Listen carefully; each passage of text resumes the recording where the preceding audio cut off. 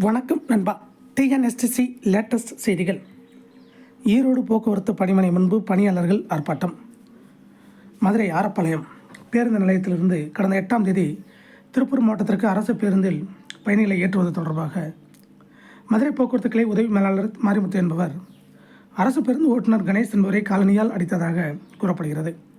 இந்த சம்பவம் குறித்து ஆரப்பாளையம் போலீசார் விசாரணை நடத்தி வருகின்றனர். இந்நிலையில் இந்த சம்பவத்திற்கு போக்குவரத்து தொழிலாளர்கள் எதிர்ப்பு தெரிவித்து போராட்டத்தில் ஈடுபட்டு வருகின்றனர்.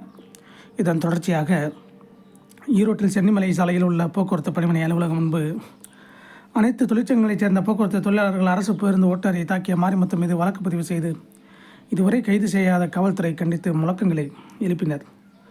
தொடர்ந்து உதவி மேலாளர் மாரிமுத்துவை பணி நீக்கம் செய்ய வேண்டும், போக்குவரத்து தொழிலாளர்கள் பணி பாதுகாப்பு வழங்க வேண்டும் உள்ளிட்ட கோரிக்கைகளை வலியுறுத்தி முழக்கங்களை எழுப்பினர்.